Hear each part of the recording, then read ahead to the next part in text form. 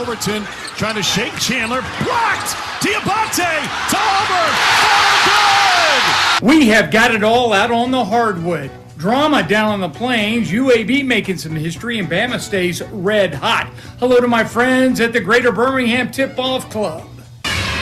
So where to begin, right? How about yesterday in Memphis? The UAB men's basketball team beat Memphis 78-67. It's the first time in 27 years, dating back to 1999, that the Blazers have beaten the Tigers in Memphis. Chance Westry leading the way with 23 points.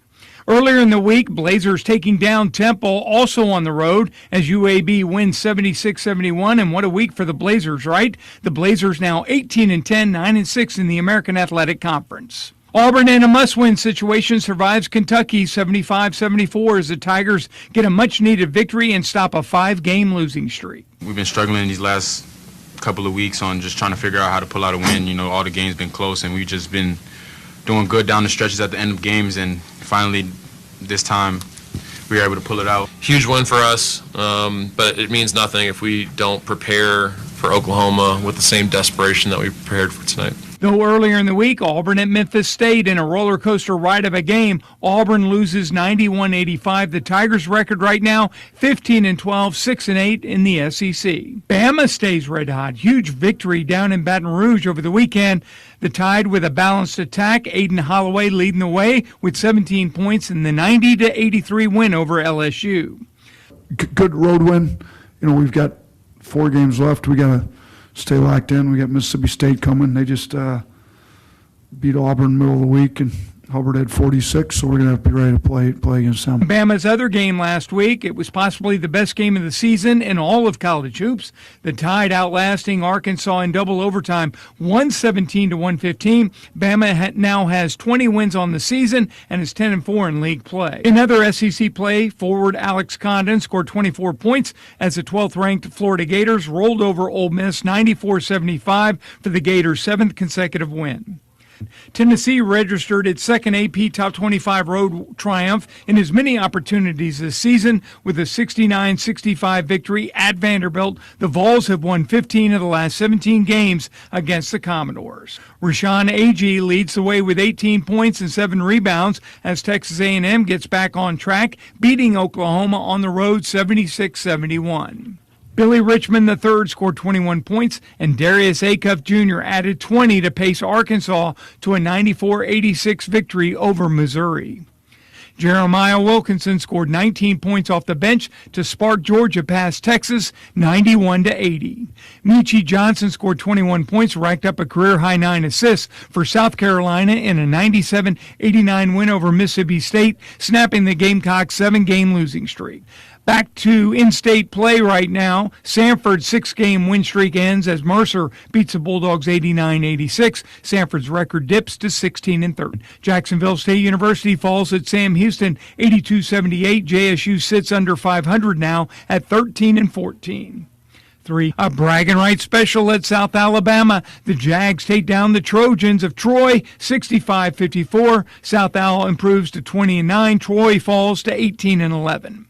3. Out of the SWAC, Alabama State loses at Florida A&M 76-63 as the Hornets slip to 9-19. Meanwhile, Alabama A&M loses at Bethune-Cookman 85-76. The Bulldogs are now 16-12. In women's play, Bama beats Florida yesterday 76-71 as the Crimson Tide improved to 21-7. 3. Auburn beat Missouri last Thursday 71-58. The Tigers play later this evening at home against Georgia. We are getting into crunch time down on the hardwood as teams battle for the right to go dancing this March. Enjoy today's discussion, and we'll see you soon.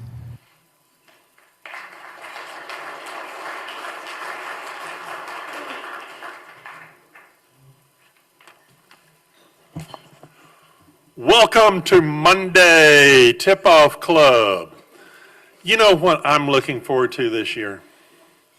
After 43 years of working hard at the City of Birmingham and Jimmy Hill Mission, I'm retiring next week. So for the first time in 43 years, I'm not going to have to come up with a vague but serious sounding illness for the first week of the tournament.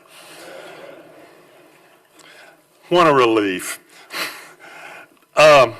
Speaking of tournaments, we have coming up the Alabama High School Athletic Association, the Final Four, all of them coming here. We're looking for volunteers. You got an email earlier this week. Please look at your schedule. This is one of the coolest things you can do. The high school tournament is one of the most fun events, and we're one of the creators of this. The Tip-Off Club approached the High School Athletic Association, and we convinced them this was a good idea, and it has been a wonderful idea. The first in the country to have boys and girls, all classes together in the same place. Also, if you go to the Tip-Off Club, if you are going to be volunteering at the high school tournament, we normally don't give you this leeway. But if you take your badge, we'd love for you to wear it while you're volunteering at the Civic Center. Now, Michelle will kill me if y'all don't bring them back. So if you're going to volunteer, take your badge so that you can be there and show out for the Tip-Off Club, but please bring them back because Michelle knows where I live. I do have to say one thing. Y'all know I'm a big Blazer fan. My boys and I go every year to Memphis and enjoy barbecue and then cry on our way home after we get beat by the Tigers. Well, that didn't happen yesterday. And on the way home, we were talking about stuff that happened that was going on in 1999 when we last beat them. Bill Clinton was president. Richard Arrington was mayor. Don Siegelman was governor. Britney Spears had the #1 song, "A Baby One More Time," and she had not had any breakdowns by then, some breakups. And we were really worried and scared about the Y2K bug. And the top TV show was Who Wants to Be a Millionaire? Now, I say all that to say, go Blazers.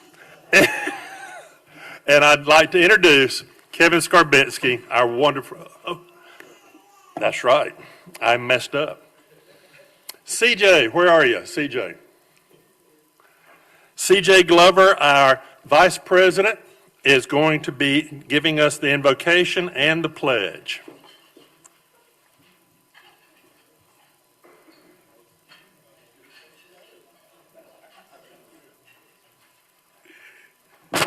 Good morning. I think I'm going to take a page out of the rabbi that was here, a page out of his book, and in lieu of doing a prayer, just give you guys a couple words that have been on my heart this past week. My family and friends, we've been dealing with a lot of loss here in the last year and a half with friends, relatives, fraternity brothers. So I think some things that have been imparted to me, I would like to impart to you guys. But one of the things that I really love about being a part of this organization is the fact that no matter what your background is, what your religious beliefs are, your school affiliations, we all come together once a week around the love of the sport of basketball. That's what ties us together. And so that key word, love, I feel like this Tip-Off Club is an example of if we're trying to move the kingdom of God and do what God wants us to do, we have to bring that same love, compassion, and empathy to every other relationship outside of this organization. There's a lot that's going on in the world right now, but I think what we see in this room and what brings us together around the sport of basketball, we can replicate in our everyday lives with the people that we come in contact with. So with that being said, that's something I would like to share with you guys. So at this time, you guys can just stand on your feet and we'll do the pledge. Thank you.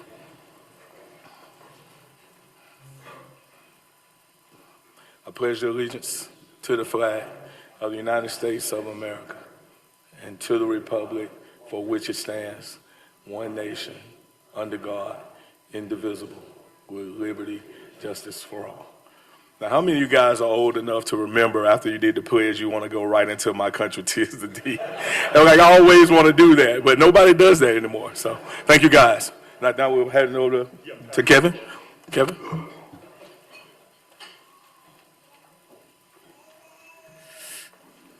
Thank you, CJ. Look, you know Alabama is a basketball state, right? I know Alabama is a basketball state. Other states know Alabama is a basketball state. But every once in a while, we have to remind them. The past week was that time. I don't know if you guys saw this. A couple of weeks ago, in the midst of the,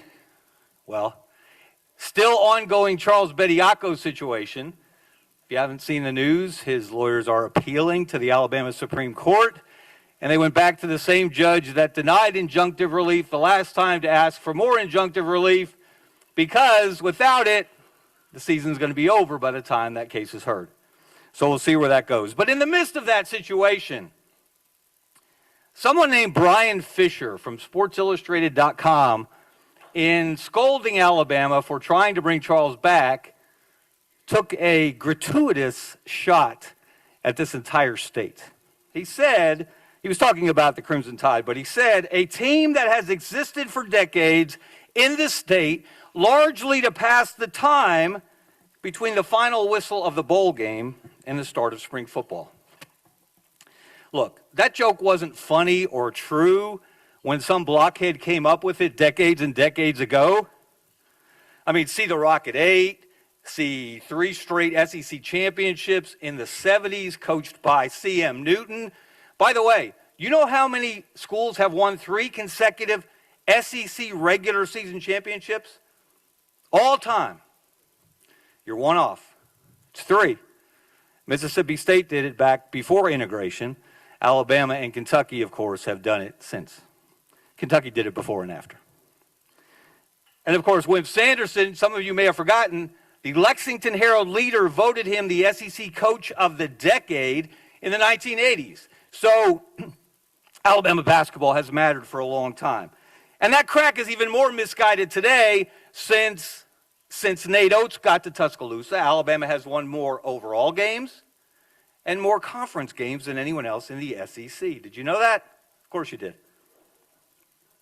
So, as a reminder to Mr. Fisher and anyone else who doesn't understand that this is a basketball state, see Alabama 117, Arkansas 115 in the college basketball game of the year. There has not been a more exhilarating, exhausting game than that one.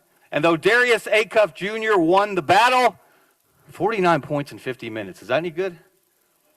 How about more points than any John Calipari player has ever scored in a college basketball game? Has Cal coached some talent, Martin? You've been there for some of it. So he won the battle, but Alabama won the war. And now, of course, Alabama's won 6 straight. They're tied for second in the league with Arkansas and Tennessee behind Florida. You know who's missing from that list? Kentucky. Anybody see what happened in Kentucky on Saturday? The loudest noise the Wildcats have made recently was the passive-aggressive post-game rant by Mark Pope after Auburn put the ball back by Elijah Freeman's putback, gave out Auburn a 1-point lead, 1-point win with 1.1 seconds left in the jungle on Saturday. Now, I don't know about you, but I was watching the game. So was Kentucky's $22 million roster, as Auburn got not 1 but 2 offensive rebounds. Keyshawn Murphy was that close, and it would have been poetic for him to close his legacy game. Local Birmingham guy scored 25 points, and he had a perfect putback to win it, but he missed. But here came Elijah Freeman, while Otega Owe and Brandon Garrison, et cetera, all those high-priced Wildcats were watching Auburn win that game. Now look, anyone who's coached in the SEC outside of the state of Kentucky since, 1933, hearing a Kentucky coach complaining about officiating, was laughing out loud at Pope's post-game remarks. Now, granted, officials normally don't call that push-off late in the game, but it was a push-off. But Kentucky basketball ain't what it used to be when the big boo-hoo nation is reduced to a group of caterwauling Wildcats. And that's what happened Saturday. Oh, by the way, Kentucky now has lost 2 in a row, 6 of 10, and 8 of 15 to Auburn. which once was known as one of the worst basketball programs in SEC history. That, of course, is no longer the case. Oh, and by the way, Mark Pope, in his 2 years at Kentucky, is 0-6. 0-6 against the Ibob brothers. Take that, Kentucky. Now, we know Mark Pope, the player, is not, the coach is not Mark Pope, the player. Ditto times 1,000 for Penny Hardaway. Where's Bill Ira? Where's Bill? Bill and I were talking about that walking in. Of course, he was a former All-American at Memphis. He was an NBA All-Star. He is suffering through the worst of his 8 seasons as the head coach at Memphis. And wouldn't it be just like Memphis when the American Conference Tournament for the first time comes to Birmingham to miss the tournament? They are in danger of not being one of the top 10 teams in the American. And only the top 10 teams in that conference come to Birmingham in a couple of weeks to play in that tournament. So we would like for Penny and company to win a couple of games down the stretch, because we would like to see Memphis fans in town, at least for, their one-and-done appearance in the American tournament.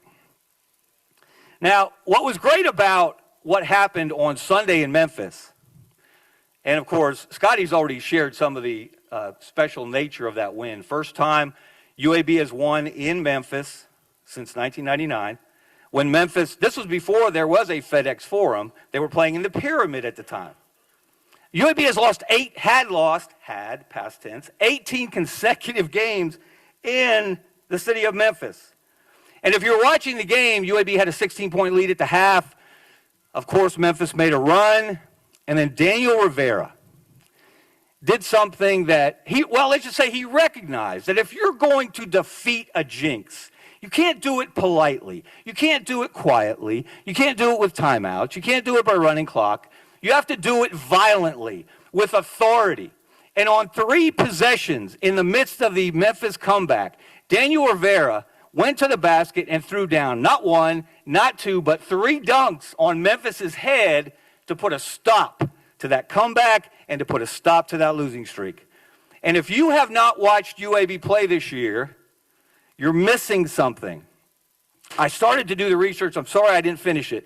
But I have yet to find a team in America that has won more road games than Andy Kennedy's team this year.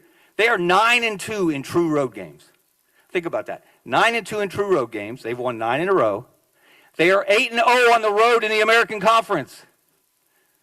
8-0 on the road in the American Conference. They have 3 games left in the regular season. Unfortunately, 2 of them are at Barta. But the good news is that Legacy Arena is not their home court, and that's where they will play the American Conference Tournament. So hope to see all of you out there for that. And the reason that we are fortunate enough to have an Andy Kennedy in this state is because this is a basketball school in a basketball city in a basketball state. And we keep reminding the outside world of that. Today's guests are another bit of evidence toward that argument. And we are very, very fortunate. So it was nice to see UAB, Alabama, and Auburn deliver a message to 3 programs that have either won national championships or played for them last week. That being Arkansas, Kentucky, and Memphis. And my message to them is live in the past, and you have no hope for the future. And right now, the present belongs to the state of Alabama.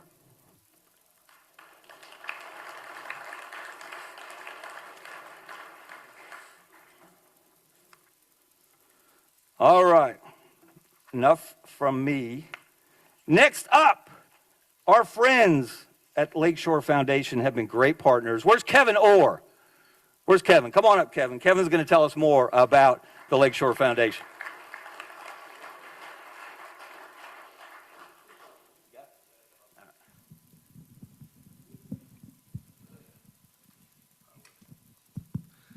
Well, Kevin, thank you for that. And you bring up some memories of me as I'm an Illinois graduate, and their $22 million roster in 1989 with the Flying Illini, watching them with their feet on the ground, watching Sean Higgins put the thing back to go to the final game. And I'm like, as an Illini fan, that was our only opportunity to to go. But really wanted to give you an update of wheelchair basketball in the state of Alabama, not just at Lakeshore Foundation, but in the state. And really want to get you guys excited about what we do. So this past weekend, we held the SEC Junior Wheelchair Basketball Tournament at Lakeshore Foundation. We had 22 teams. We had 9 varsity teams and 13 teams in the prep division, and they were won by Music City Thunder, the prep division, beating the Blaze Sports Junior Hawks from Atlanta, and then the varsity, the Charlotte Rolling Hornets, which are sponsored by the Charlotte Hornets, beat the Brooks Bull Sharks from Jacksonville, Florida.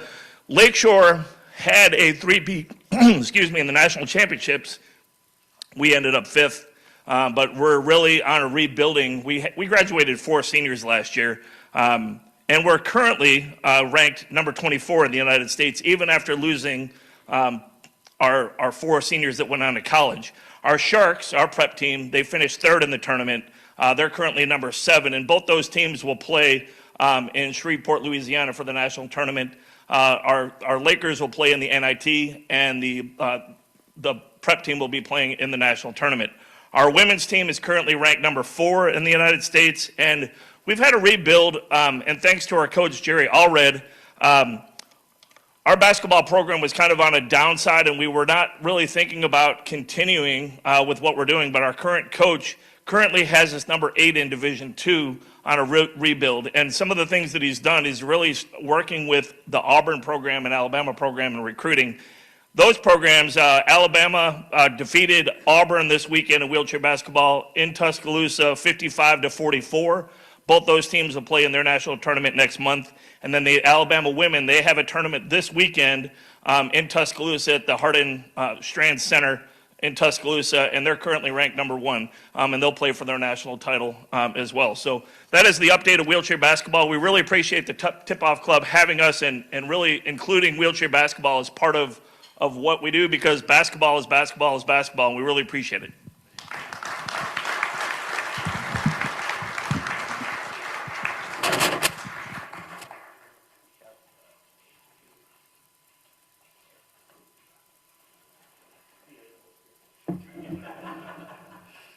Thank you, Kevin. And now, because the heart of basketball, of course, is at the prep level, let's meet our player of the week, and to introduce her, Nick Weldon.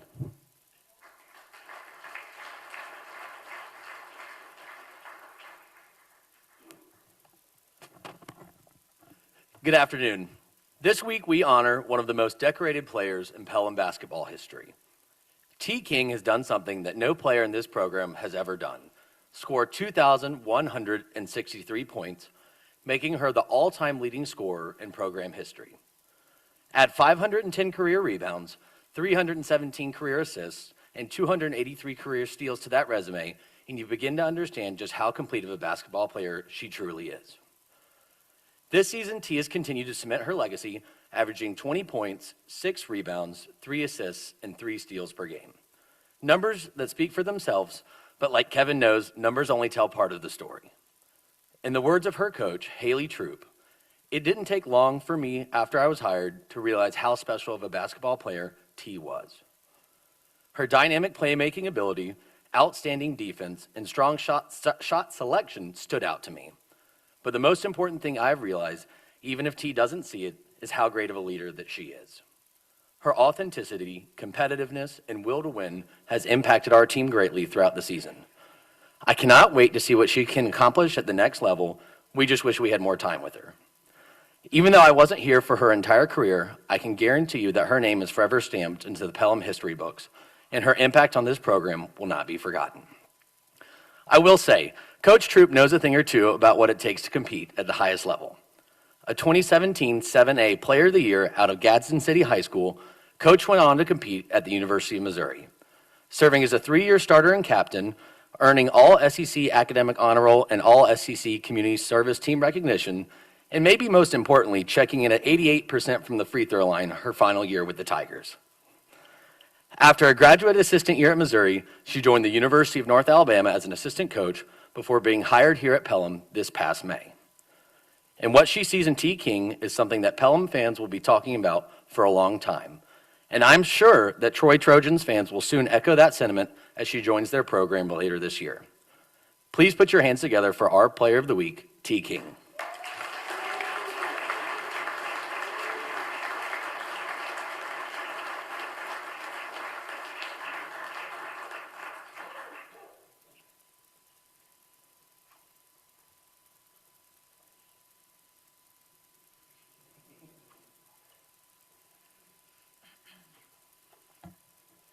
Good afternoon, y'all. I just want to start off by thanking the Birmingham Tip-Off Club for this opportunity. Being named Player of the Week is something I'm truly grateful for. Basketball is a sport I'm very passionate about. It taught me discipline, toughness, and what it's like to be a leader on and off the court. I just want to thank my coaches for pushing me, my teammates for leading me and helping me on the court, and my family for supporting me through adversity. This award means a lot to me, but it's just the beginning, and I can't wait to see what God has planned next for me.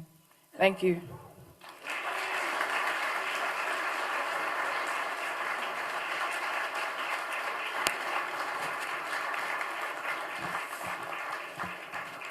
T, congratulations. As a proud Troy graduate myself, looking forward to see all the great things you do at the next level. Sonny Smith used to say that sometimes your best offense is a missed shot. So don't laugh at the winner of the brick. To present the winner of the brick and the ball, Jim Conrad.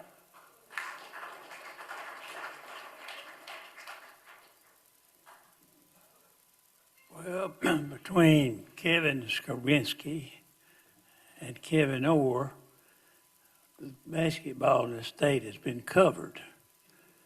I ain't got much to say. I can't top that, but it's great to have Lakeshore here today, and Kevin made a good talk there. I really appreciate that. Appreciate the Lakeshore people. They're top notch. And so I'm going to present the brick and the ball for the best and worst picks for last week. I will do the brick first. We had 86 possible points, and Hubert Morrison got 33, and he wins the brick. Hubert, here he comes.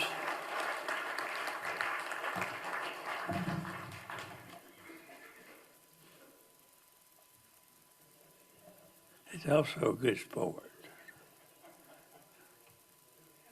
All right, get the brick with congratulations from the Tip-Off Club. All right, you get to take the brick home. All right. All right. And we will have an autograph ball today by our speakers today, but we'll get it signed when they get through. And the winner, he got 65 out of the 86, Zach Riddle. Is Zach here? Is he here? He's not here. You have to be present to win or lose. The next best pick was Jeffrey Rouse. Is he here? Here he is. Come up, Jeffrey. That's all right. Just wait. After the program, we'll get it signed and give it to you. Okay.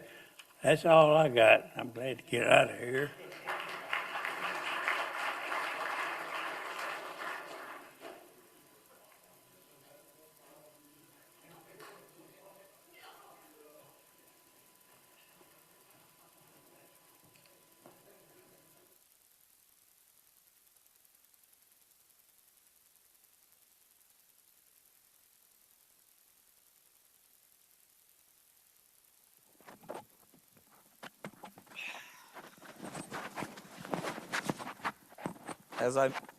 As I mentioned earlier, this on, are you hearing me through the microphone?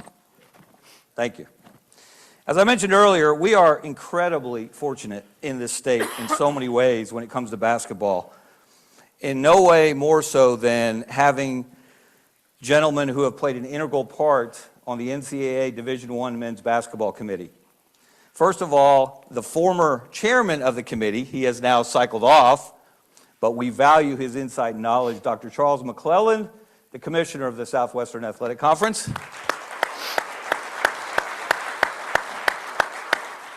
And what you may not know is that, let me check my notes. Since Dr. McClelland has been the chairman of the SWAC, they have won, check me on this, 4 NCAA tournament games in the first 4 in the last 5 years. Capped last year by Alabama State in one of the most exciting games in the tournament on that Hail Mary, Coach Tony Madlock's bunch, the first NCAA tournament win in Alabama State history. So basketball is in good hands in the SWAC under Dr. McClelland. Thank you for being with us. And Martin Newton, I was going to call you the Sanford Athletics Director, and I looked up your bio, and I don't want to shortchange your title. You are the Vice President for Intercollegiate Athletics at Sanford University and have been since 2011. Has the time passed that fast? It has. Used to have a lot more hair. And as we know, Martin is the vice chairman of the selection committee, as it's known this year. That means next year you get to see his smiling face on television a lot more and to explain all of the committee decisions that you did not like on Selection Sunday. And we know the success that Sanford basketball has had under Martin, first under Bucky McClelland and now under Lenny Acuff. And Sanford has they're tied for 4th in the SoCon this year. And if you haven't seen them play, you've got 2 home games left on Thursday and Saturday. And maybe, certainly one of the best scoring duos in Division I basketball, Jaden Booth and Dylan Faulkner. If you haven't seen those guys play, get out there Thursday and or Saturday. It'll be a treat. All right, gentlemen, we again appreciate you so much for being here and giving us some insight into the selection committee. First, let's talk the most recent development, which was the top 16 seed reveal at this point in the season. Charles, let me ask you first, how did this idea come about? Because that's not something that the committee has done for a long time. Why did the committee feel like this was a good idea to let people have a window into what the committee's thinking mid-February? Excitement. It gives an opportunity for the public to understand where the committee is thinking. You know, there's a lot that's tied to the overall selection process, and just to have the public to understand where the committee is, it brings extra eyeballs to the game, it brings extra excitement, and if you like to go to Vegas or Mississippi, you can get a little bit more from a gambling perspective on who you need to put your money on. But again, that's not a committee directive, by the way. But it gives you an opportunity to really get a clear understanding of where the committee is. And I understand this year they brought it back. It took a 10-year hiatus where they invited the media in order to be able to see the inner workings. And I've been reading a lot, and it's surprising as to how many experts there were in the media that had zero understanding of how the selection process works. So I won't call any names, but I can tell you one works for CBS. Now, why would you do that to Seth Davis? Right. Well, no, it wasn't Seth. But they talked about how the net was not used to the point that they thought that it was. Norlander is the person. I wasn't supposed to say his name. Here's the difference between a former chair and a guy. I'd never say anything negative about the media. So for the record, I thought they did a great job. There you go. Hey, but I'm with you. So I think all of that is to educate the public, get everyone excited, and to kind of cut down. I know you didn't ask this question. Martin is going to experience this in about 380 days. Once you select, and I think the NCAA does a really good job, you don't come home, you go to the first 4. Part of that is because of all of the negativity that you receive as a chair. There will always be someone left out. Bubba Cunningham last year literally got death threats. They posted his address. They talked about coming to his house. His family was there alone while he was whiffed it off. He had to get security.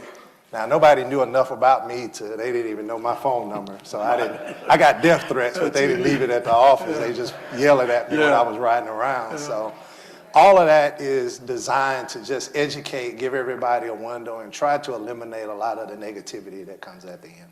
Yeah, I did notice that the media, inviting the media to be part of this behind-the-scenes discussion, that you did bring that back. And by the way, who do you have to know to get invited to that as a member of the media? You're looking at him, Charles McClelland. Just ask Charles, he'll get you in there.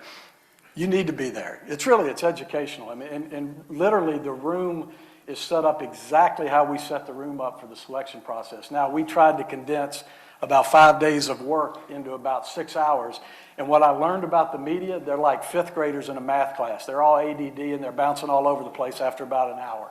But it was really interesting to get all of that information, then to go through that process, hear them argue back and forth. It was really interesting. And I think it was good for them. I think they got to learn a little bit more about the process and have a little bit better understanding of how that process goes. So I have a specific question for you, Martin, about the top 16. Why Vanderbilt over Alabama? Well, so the committee. And I know you didn't make the decision individually. Yeah, so the committee, as we looked through that, so what we did on Wednesday, we went through and we placed the bracket. We hadn't really scrubbed the bracket, but we went through all the way to 68. Went through the bracket, and as we got into the top 16, Vanderbilt at that time, the committee felt like had better wins. They had no losses out of non-conference. They had better wins. And then so Alabama wound up on that the 17 line at that time. Arkansas was right behind them. They were both considered. The next day, we came in and scrubbed. You had an unbelievable game between Alabama and Arkansas. I mean, arguably the best game in college basketball this year. It was unbelievable. But as we were scrubbing those teams, we never got to scrub Alabama against Vanderbilt. They scrubbed against Virginia. And so Virginia on the season has 3 losses. They've got 4 wins in the top quadrant on the road. They're 8-1 on the road. You talked about UAB. Look, folks, it's hard to win on the road, right? And no NCAA tournament game is played at home. So that was the reason that Alabama, as we scrubbed them against Virginia, they never got above Virginia to get scrubbed against Alabama. Or, excuse me, Vanderbilt. Against Vanderbilt, gotcha. How, Charles, when you were on the committee, in your deliberation over certain teams, how did you weigh non-conference strength of schedule? Because that is certainly one area where Alabama is really high, Auburn is really high. Those are the teams you choose to play. And we do understand that for mid-majors, as you well know, it's very difficult to schedule some of the better teams in the country. They just won't play you, and they certainly won't play you at your place. But how did you weigh that? It depended on the circumstance and the team. Each metric carries, it's kind of like statistics. You can make out of that metric whatever you want to make out of that metric. You can have a strong out-of-conference strength of schedule. You might not win a bunch of those games, right? But it depends on, and I think in my deliberations, it really came down to the end when you're trying to compare like teams and you're trying to find one differentiating factor from another, and you have to pick, very tedious things. And I think that non-conference strength of schedule probably becomes way more relevant when you're if you're bringing in 36, at-large teams and you're around 32, 33, 34, 35, 36. I think that has a lot to do with it because those resumes are going to look almost the same. They're going to have some really good things on them, and they're going to have some things that are not really good. So you're trying to pick that. And if there's a team that you're saying, okay, these are 2 teams or 3 teams that we're looking at, if this team had a much stronger non-conference schedule and all things else are similar, you would tend to go with that team that had a more difficult non-conference. You're starting to see that now. That has been a lot of discussion. So there are a lot more non-conference games that are played against ranked opponents. It started my last year, and I know that the committee has put some additional emphasis on it. I think you'll start to see a lot more of those preseason games against teams that have really good records versus a lot of the game guarantees that are played because it is that differentiating factor at the end, and it can significantly help you. Martin, clear up for us one of the great Twitter debates that came out of the media being there for this experience was something that Seth Davis alluded to, and he got into a little Twitter war with Matt Jones from Kentucky Sports Radio, who I know you're familiar with. Not going to ask your opinion of him, but something about when CBS gets the bracket, do you do contingency brackets for the Sunday conference championship games, especially as they end close to the time that you've got to release the bracket? How does that work? It's kind of, media loves conspiracy, right? I just think that's how y'all are built. Y'all just love the conspiracy theory. Don't lump all media together. Well, I listened to the argument with you and this other guy from New York. But the reality of it is, it's kind of like how many shooters were there at JFK, right? I mean, that's that conspiracy part of it. The reality of it is this. We do contingency brackets. And hopefully, you don't have a lot of bid stealers so that you can limit the number of contingency brackets you do. But those games on Sunday, it's normally the Big Ten Championship, American, A10. UAB is a great example. A couple of years ago, right? UAB and Temple playing that thing, they became a bid stealer. So we had to go back and scrub. We had all these contingency brackets that we stayed up till late in the night on Saturday night into Sunday morning having to do these contingency brackets. For the selection show on Sunday, or Saturday, this past one, we actually had a contingency bracket. Should Purdue have lost to Indiana, we had a contingency bracket there. They would have been scrubbed off the number 2 line and gone to a 3 seed. So it is real. We do contingency brackets. Sometimes there's not as many, but we've had up to 14, 15 contingency brackets. No, it was more than that. Actually, it was 21 that year that you're talking about. And keep in mind, you have to do 21 different brackets. That is probably one of the things I hated the most. Oh, but no doubt. It ended up being 14 because before we got done with one, a game ended and it knocked off like 3 of the contingencies that you have to do. There is no conspiracy there at all. It's actually confusing. It is. And once you get those 26 and narrow it down to 14, once you get to a certain point, you have to now take all 16 or 14 of those brackets and they break them up on committee members, and then you have to visibly go and try to catch anything that the computer might not have catch. For example, 2 teams that might not can play each other in the first and second round, and there's this whole list of things that we're all in a room in little groups trying to figure out. So the less contingency brackets, the better. And one game can produce 3 or 4 different contingency brackets because of the scrubbing. So they'll say, well, if at the end of the day in the American Championship it was Memphis and I think UAB, if Memphis wins, then what happens? And then if UAB wins, then what happens? And that could create 4 to 6 different brackets. And we've got to have that bracket to CBS. The show starts at 6 o'clock, right? Correct. So you've got to have that bracket to them in enough time for them to be able to upload the graphics. And I think that year you were talking about, bracket didn't get there till like 5:35. Right. So CBS is calling us nonstop going, hey, where's the bracket? We're going, we don't have one yet. So to put that Twitter debate to rest, yes. Seth Davis is right. Now, the hot metric that everyone's talking about is wins above bubble. Yeah. Relatively new. Charles, we'll start with you. Tell us, to help us neophytes understand, what that is, what it measures, and how important was it for you in your deliberations? Well, I'm going to punt tomorrow. Okay. Wins against bubble, I think, debuted last year. That was last year. That's right. You came off the committee 2 years ago. We talked about it, but they instituted it, so I'm okay. Yeah, and I wrote it down because I want to get it right because it is confusing, but it's wins above bubble. They call it the WAB or the WAB, depending on what part of the country you're from. But basically, it's the number of wins a team has minus the amount of wins an average bubble team, which is about in that 40 to 45 net range, would expect to have versus that schedule. Does that make sense? So the number of wins you have versus what an average bubble team would have versus that same schedule. And where this is really important is not everybody can schedule the same way. We talked about scheduling, the Power Four have an advantage of getting quad 1 and quad 2 games just based on the way they can schedule within themselves their conference records.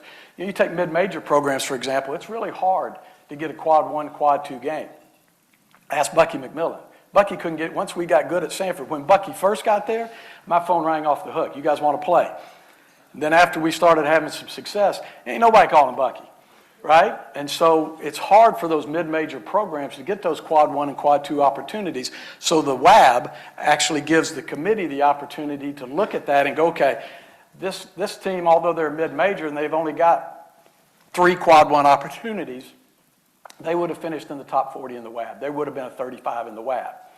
That's pretty impressive to know, right? So now we can evaluate that team based on that metric. So it's really an important metric, and I think it's going to come into play big time this year because you've got a team that is undefeated, that is a mid-major, but their strength of schedule is 340. Their WAB's 35. So that would tell you they are a legitimate bubble team. That makes sense? You're talking about Miami of Ohio, of course. I didn't say it, you did. The only undefeated team left in Division I. And I know you're not on the committee, so maybe you can speak a little more freely on this. Go. How would you look at Miami of Ohio? Again, being undefeated, the only undefeated team at this point in the season, strength of schedule, not so great, WAB, very good. How would you look at a team like that? Well, I think you have to take the balance of the matrix and common sense, right? Now, we had strict instructions never to say eye test, right? So in the committee room, there is no such thing as an eye test. But you also have to use common sense. I remember during COVID, and we were looking at the net. Colgate had 8 conference games, and they played 4 teams twice. And they had a net of 10. Which meant that they were the 10th best team in the nation. But looking at Colgate, you knew that they were not the 10th best team. I think the issue with Miami of Ohio, again, is that you have to look at who they play, where they play, and ultimately how they've done. Ironically, and I don't know if Martin remembers this, the WAB or the WAB, Jamie Pollard, the athletic director at Iowa State, should be credited for that being a matrix because he would always use it. And as chair, I was like, Jamie, stop saying that. You can't say that in the committee room. That's not a matrix that you're supposed to use. And he just kept talking about it, And I think that's ultimately what you have to do. Each committee member has a different set. And I think, again, it was something like over 2,000 different data points that we have at our disposal to take a look at. What's most important to you might not necessarily be most important to me, but that's where that strength of schedule will come into play. When you're trying to pit a Miami of Ohio with an undefeated season versus a SEC team, right, that have all of these matrix, but maybe not have a winning record in their conference play. How do you match those two? It's difficult. And at the end of the day, it's human. And I think the human element will always come into play with all of these various matrix. So I might take strength of schedule. I might take WAB. I might take something else. You know, how many teams, once we start to select teams into the tournament, once we start to have automatic qualifier teams, how many of those teams have Miami, Ohio played, and how many of those teams have they beaten? And I think those types of metrics gives you a really good sense of where they're placed. And if I think that they might be a little too high, and he thinks that they might be a little too low, again, that's where the principles come into play, because you have to have so many people to vote them at a certain level in order for them to even get on the board. And then in order for them to move over, you still have to have, I think it's 8 of 12 in order to move them over. So it's not necessarily, you know, 1 or 2 or 3 or 4. Everybody has to kind of be somewhat on a consensus. Yeah, it's a great point. We should remind people that there is another person from this state who is on the Division I Men's Basketball Committee, Greg Byrne, the University of Alabama Athletics Director. He sends his regrets. He had a prior commitment, could not be with us today. But since he's not here, we have to address the elephant in the room. You get to ask about Alabama, right? We have to address the elephant in the room, who I referenced earlier, Charles Gbtoc. You have discussed this in different forums in recent weeks. Now, again, he is appealing to try to get back. And if he doesn't get back, let's just deal with what we know. He played 5 games for Alabama. Alabama went 3-2 in those games. At the end of that, they started winning. They've won 6 in a row. They've in many ways looked better without him, maybe not playing the same schedule without him. What is the committee's charge in looking at a player, first of all, from Alabama's perspective, when you're evaluating Alabama, and you have a player like this who was there for a brief period and now he's not? It's no different than any other team that has a player that's injured or suspended. Our purview on the committee is not to ask why. We're to judge the teams based on player availability that they're going into the tournament with. That's what we look at. And you know, the Gbtoc situation, Tim Francis and I, he's an attorney, so I've learned not to argue with attorneys, but we had a dialogue going back and forth about that. And from a committee standpoint, whether my personal opinion, it really doesn't matter. From a committee standpoint, they were 3-2 with him. They were 16-5 without him. Whether he plays again the rest of the tournament, we'll have to evaluate that as well.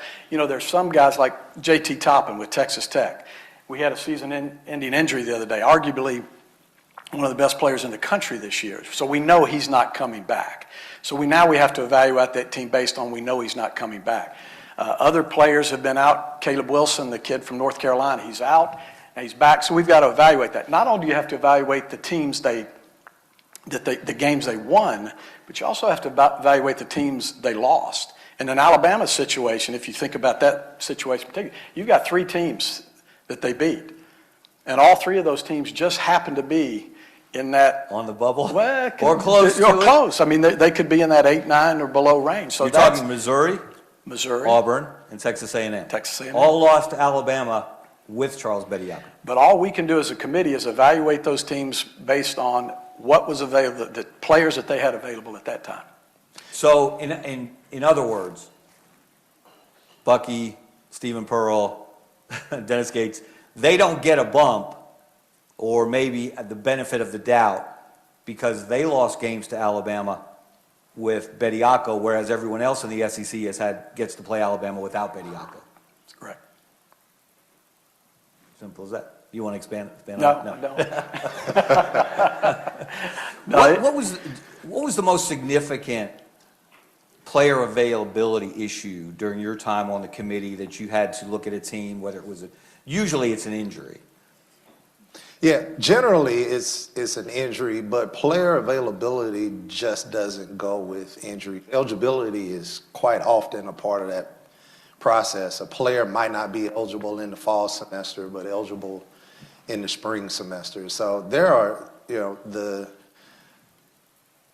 thought process of this particular situation is heightened because of the circumstances behind it, but this is pretty normal from an evaluation standpoint. So when Martin talks about the committee doesn't get involved, the committee isn't going to litigate eligibility.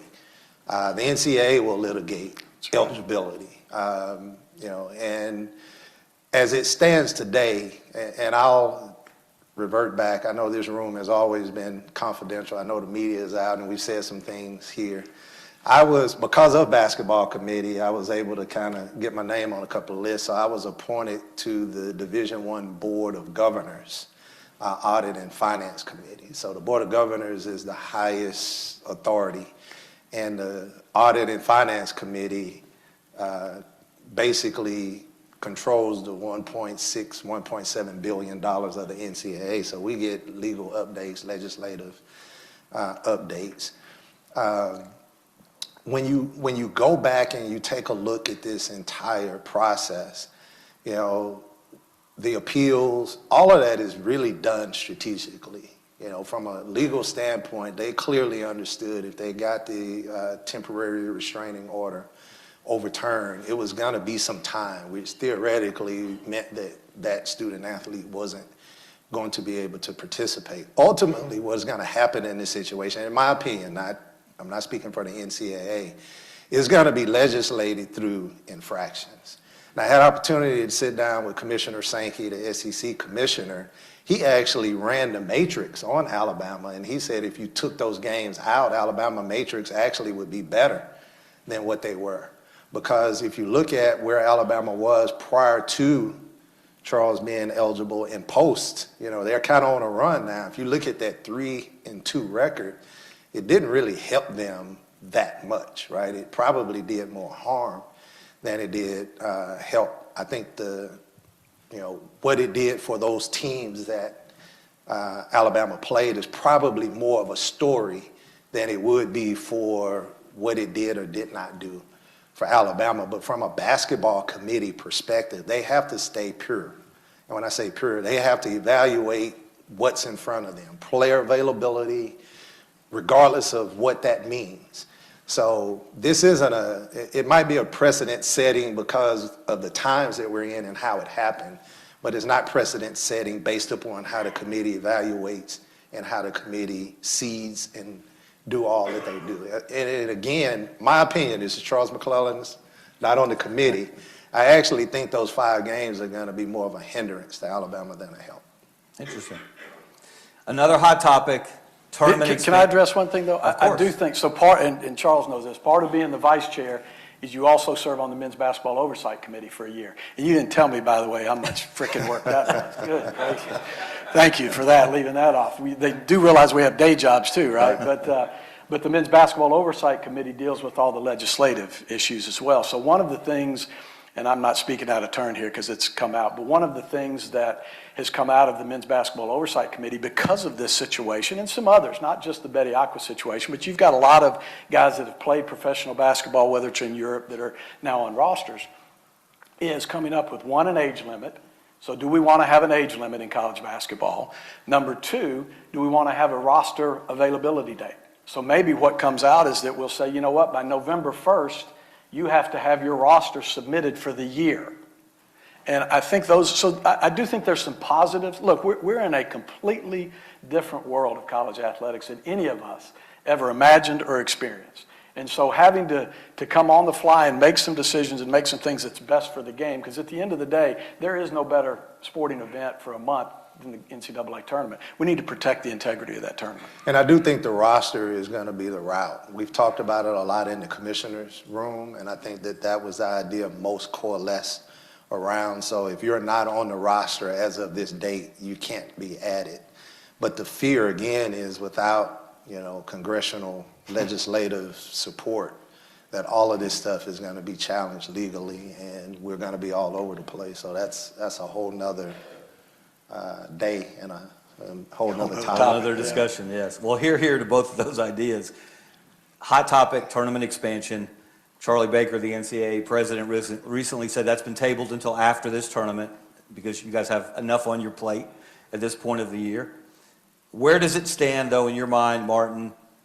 Is it likely to expand? It seems like it's leaning in that direction. How soon could it expand? Just bring us up to date on that subject. Yeah, Charlie Baker has come out and said he is for expansion. So he's the president of the NCAA. Yes. So, but I will tell you this, the committee, and Charles knows this as well, I mean, the committee is very serious about doing what's right for the game.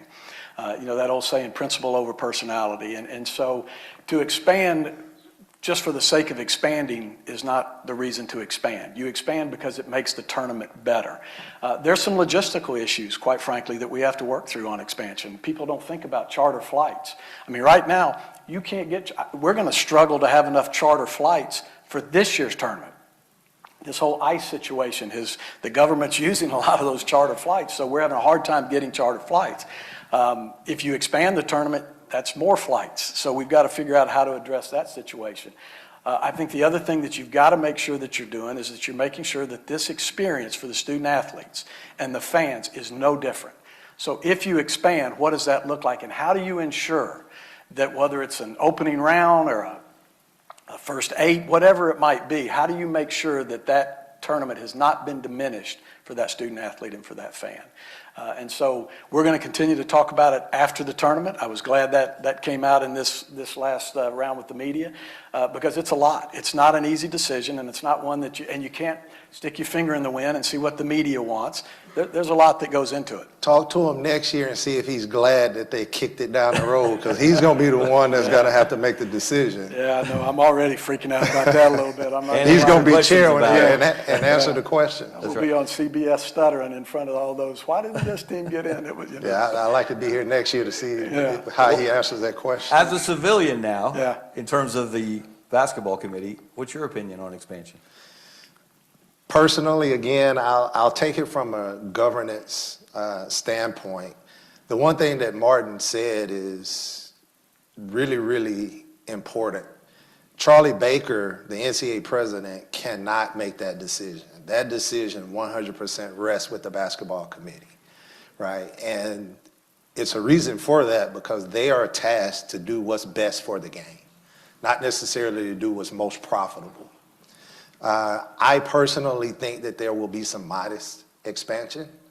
I don't think that it will solve the problem. So expansion came along with the NCAA creating a committee saying, let's look at this overall governance structure. Nothing really came out of it. It stemmed from a baseball conversation. It stemmed from Ole Miss not making the tournament the year before and the next year. I think we talked about that last year, and then it kind of evolved to basketball. But we don't want to dilute the integrity of the game. I was asked about this in the media outside, and they kind of alluded to, you know, is it a true game or kind of like the first four that the SWAC plays in? You talked about our 4 wins. We actually get an additional unit per win for 6 years. Those 4 wins have equated to about $4 million additional dollars into our coffers. So I'm all for first four. Don't send me straight to the, you know, to the 16. Right. Those teams that play the 16 seed straight at the site, they don't even get, you know, all of the TV coverage. You go to the first 4, you play on Tuesday or Wednesday. If you win that game, you know, that's an extra $1.4 million, $1.6 million a year for 6 years. We get to share that. And for the media companies, in those first rounds, and I had opportunity, and Martin will get the opportunity to sit with the media executives as well, and you hear a lot of things that you obviously used to wonder about.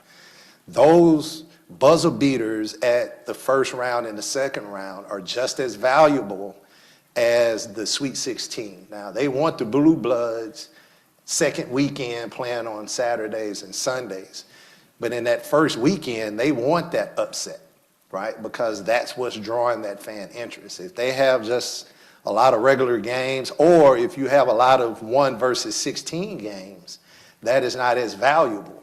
So how they decide who plays who and how that goes is going to be directly tied to how much revenue that they're going to be able to receive from the media partners. So I think that there will be some expansion. I think too big of an expansion is going to lead to a tournament that's not going to be as exciting. It's not going to be as profitable. And I don't think that they're going to be able to get the money from the media partners. So I think a little expansion, not much, and figuring out how that looks is what you're going to see under Martin's tenure. Take that under advisement.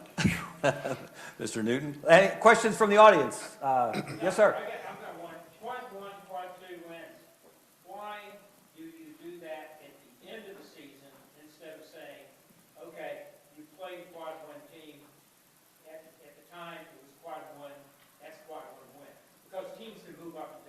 Correct, based on their winning or losing, right?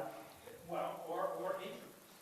Yeah, no, exactly. But you have to have some type of way. And again, I want people to keep in mind, the net gets too much credit from a selection standpoint. The net is just a tool. It's not the tool. We've got 6 different tools that we work on. We've got 3 tools that are called resume tools that tell you who'd you play, where'd you play, how'd you do. And then you've got 3 predictives that kind of, the POM, everybody in here knows about Ken Pom. So the POM will tell you how you're supposed to do, right? And so the committee uses all those. The net gets too much credit, but those quad 1 wins, because you can play somebody that at the beginning of the season is expected to be a quad 1 win, but then all of a sudden they have injuries, and at the end of the day, it's a quad 2 or quad 3 win. So you can't have it just locked in at the beginning. It has to be based on the full body work of the season.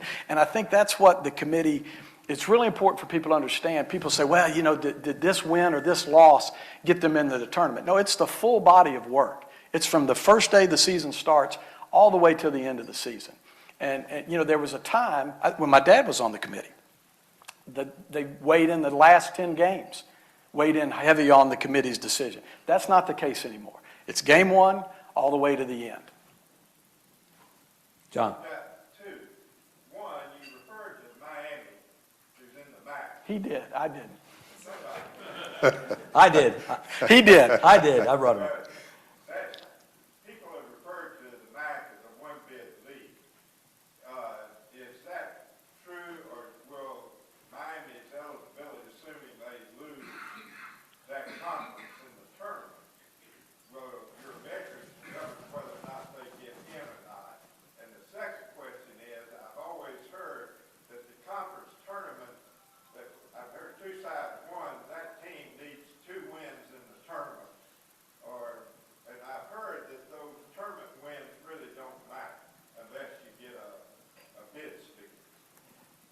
It's your second question first.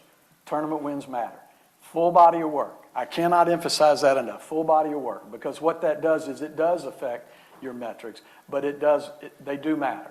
The question on Miami of Ohio, the committee had a lot of discussion about Miami of Ohio. First of all, somebody did one of the smart guys, one of the analytics guys came up with that the percentage of any Division I team to go undefeated with their schedule would be 27%. So it's hard to go undefeated, right? What they're doing is pretty amazing. Now, the problem is the majority of their wins are in Quad 4. They're 14-0 in Quad 1. They have 0 Quad 1 games. Now, their coach will tell you, and again, I've been there, so I understand this, nobody would play us. We had that roster coming back, we couldn't get games. You could make an argument, well, you might not have been able to get games against Quad 1 teams, Power 4 teams, but you could get games against the likes of Belmont, Liberty, and others that are really good mid-major programs. So it's going to be a tough evaluation because our task is not to pick the most deserving teams. Our task is to pick the 37 best teams, best at-large teams. There's 31 AQs this year, automatic qualifiers, and there's 37 at-large teams. So what the committee's going to have to, and here's the beauty of having 12 committee members. Each person's going to have a vote in that. But you're going to have to make a decision at the end of the year. Was Miami of Ohio, regardless of what they do in their conference tournament, if they lose a game in the regular season, they don't get the AQ, we're going to have to make a decision. Do we think they're one of the best 37 teams in the country? So, one big conference is just media. Correct. We have what's called a conference monitoring program. Every committee member, when Charles, with the exception of being the chair, and I can't wait to not be a conference monitor next year, but every committee member has 6 conferences that they monitor, 3 that you're the primary and 3 that you're the secondary. And so that conference monitor provides, he's the expert on that conference. So he'll watch those teams. You've got somebody that's watching the MAC right now. He'll work with their conference, their league commissioner, and their staff. Every month we have calls. They'll go through, they'll talk about their conferences.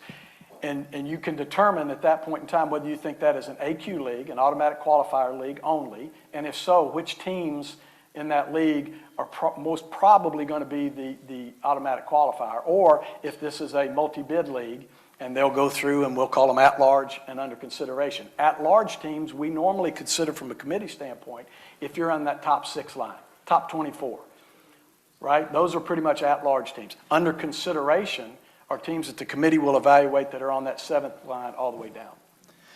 I would tell you, they're hoping that Miami of Ohio wins their conference. Because if they don't, they're going to steal a bid from somebody.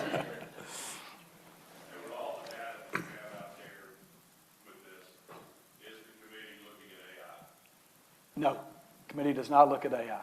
We've got 6 metrics that we look at from a predictive and resume side, and then we've got the net, which we also look at. And then to Charles's point, we've got 2,000 other data points, whether it's non-conference strength of schedule, net strength of schedule, conference strength of schedule. I mean, there's a lot, but we are not using AI.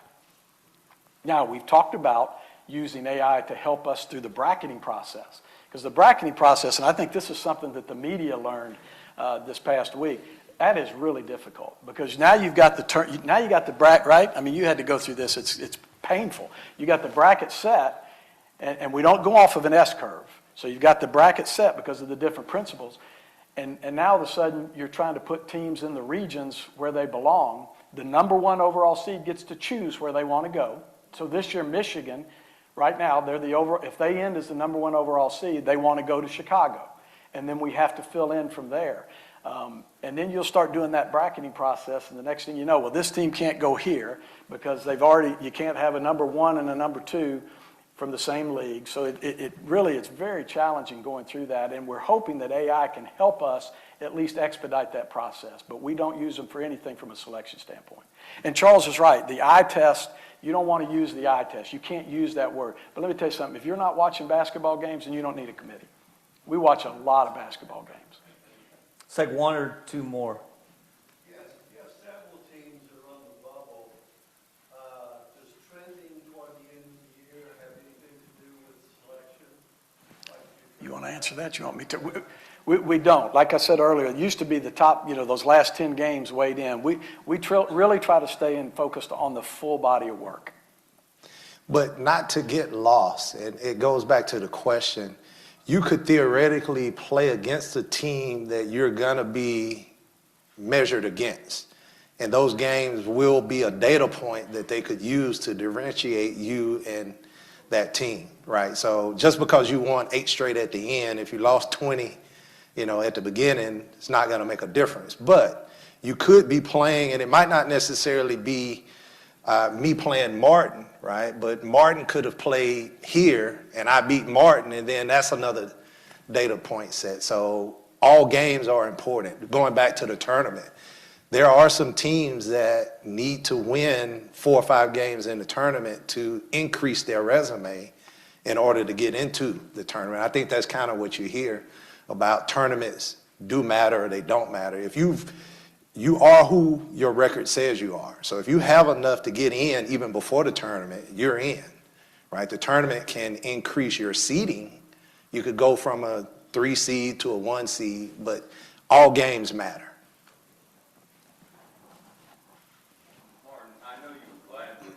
This ought to be a softball question, by the way. This is Barry. Okay, good. I just want to make sure.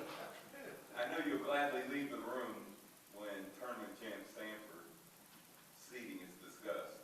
Is there any other relationships where, in the past, committee members have had to leave the room, like Oh, yeah. Texas A&M? Yeah, last year, well, no, I don't have to for Texas A&M. The only one I would have to leave the room for, and we're hoping that happens, is if Sanford gets discussed. Happened a couple years ago. It was the greatest feeling in the world when they tell you to leave. They literally have a doorbell. They've got this thing, so you're standing out there all talking, and they hit this doorbell thing, and it pops, and you can walk back in the room. Bubba Cunningham, for example, last year, Bubba was out of the room a lot, because we were talking about North Carolina a lot. So every time we talk about Bubba Cunningham, he's out of the room. The conference commissioners, I think that's why you don't see Power 4 commissioners as on the basketball committee anymore, because they would literally be out of the room the whole time, and it could affect votes. And so I think that's why you see more ADs in the room, because every time they talk about Alabama, Greg Byrne has to leave the room. Every time they talk about trying to think of another conference commissioner that's on there now. Mark Coyle at Minnesota, he has to leave the room. I hope I have to leave the room. No other relationships? No other relationships. You know what? No, that's not true. That's not true. If you have a son or a family member that works at that university, is on the coaching staff, I think that's one. Maybe one that from an administrative, I know from a coaching staff. Playing, if you have a son that's playing. Like Tom Wistrasill, who's with the Big Sky, his son was playing, and he had to leave the room when they were talking about one of their teams. Yeah, it's a good question, though. Well, I wish we could stick around and answer everyone's questions, but let me just say, and I think I speak for everyone, Martin Newton, Dr. Charles McClelland, we can't thank you enough for what you have done for basketball in this state, what you continue to do for basketball in this state, and what we know you will do in the future, and your generosity to this club. Outstanding. Thank you so much. Thank you. Thank you for having us. Gotti, you want to close this up?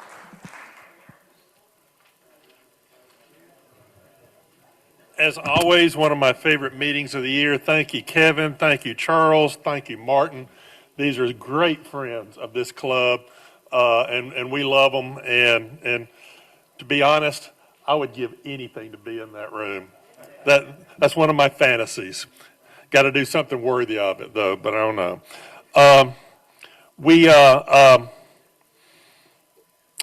We're still working on our last meeting. Dick and I are trying to put together. We will give you notice via email when we get that together. We've had a couple of good ideas that didn't turn out, and so now we're working on a couple more good ideas that we hope turn out. So we will be in touch with that. And also want to thank our folks at Lakeshore, Kevin, for being here today. And then T, very good to have you. So it is getting to that time of year, people. I'm thrilled. I know you're thrilled. And let's be ready for some good basketball.